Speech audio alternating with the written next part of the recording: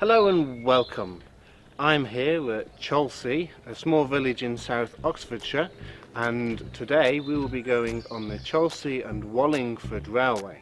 In this, the third episode of CptnJenks Heritage Railways.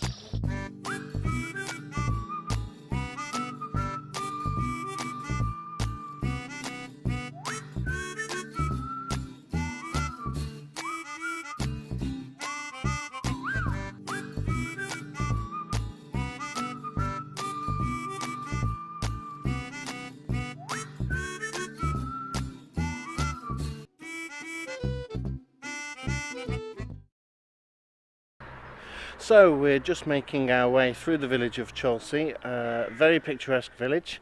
There is something that I want to show you. It's about 15 minutes walk from the station, so I'll tell you more when we get there. So I've come up to St Mary's Church, which you can see behind me, a little way outside of the village. The reason why I've come here is because this is the final resting place of the famous novelist Agatha Christie, who's buried in the northeastern corner. So if you are an Agatha Christie fan, do come up. It's about 15 minutes walk away from the station, as I've said. We will be visiting her house, which is in Wallingford, and to do that we need to get the train, so let's head back to the station. So here we are back at Cholsey station. You can see behind me that this is actually a mainline connection with trains going all the way into London Paddington via the Reading and the Great Western Railway.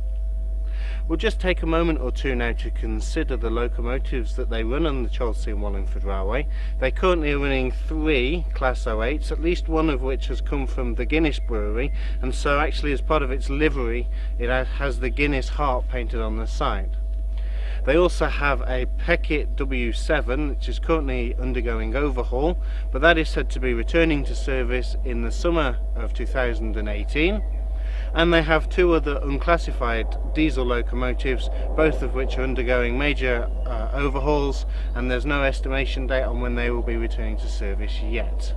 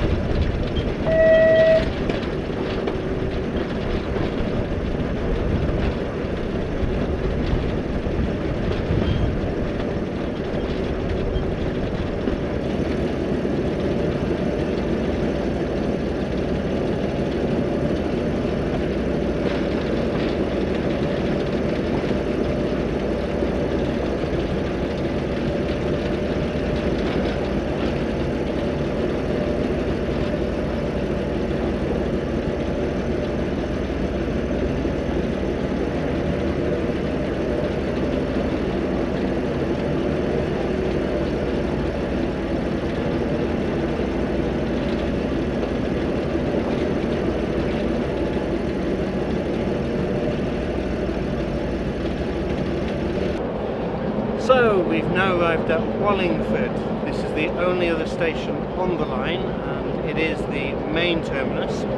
If you're here and you've got a few minutes, they do have a small museum. They also have a model railway in there with a shop and a cafe and a nice little waiting room on the platform. So what are we going to do in Wallingford? Well, we're going to head up towards the river, but on the way we will see if we can find Agatha Christie's house. It's just a little way away, about 10 minutes walk, so let's go. Okay, so we've come down away from the station, and behind me through the trees you can see what is Winterbrook House. This is the house that Agatha Christie bought in the 1930s with her husband, and she lived here until she died in 1976. Now it's known that she was a very private individual, and of course the house has moved on into other hands, but there is a museum up in the town centre that has an exhibit on Agatha Christie, and so we're going to go up and have a look at where that is next. Okay, so we've now come up to the Wallingford Museum, which you can see behind me. As I've already mentioned, there is an exhibit in here on Agatha Christie, amongst other things, including the history of the area. Now it is to be noted that Agatha Christie was a private individual, so the exhibit does reflect that, but if you do want to know a little bit more about the author, do come up and have a look. It's definitely worth the walk from the train station.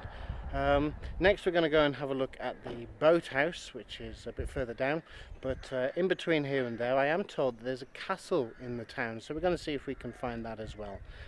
I'll see you a bit further down.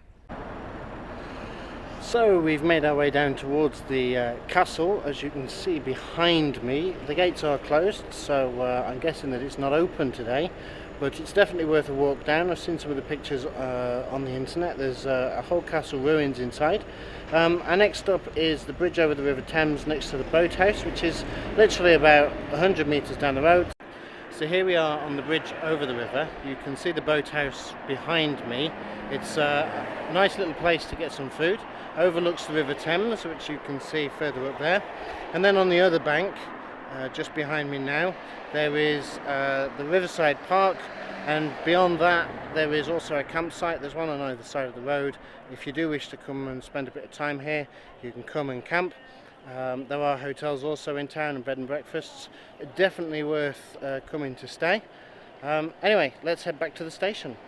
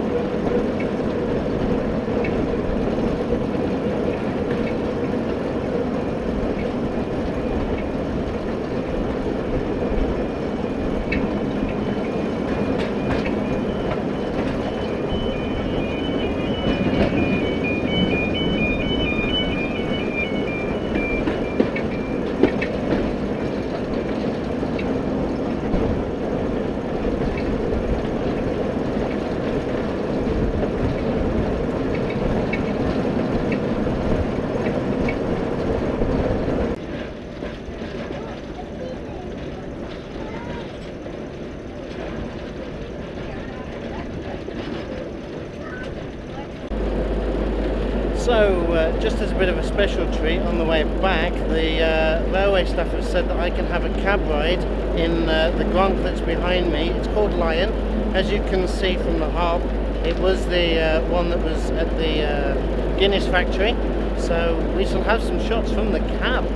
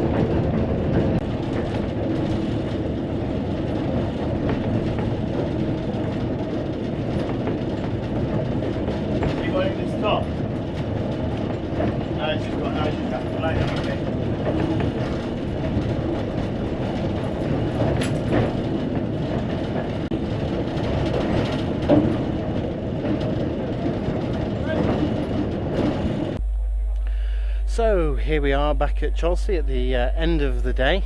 It has been a fantastic day with the cab ride that I was given.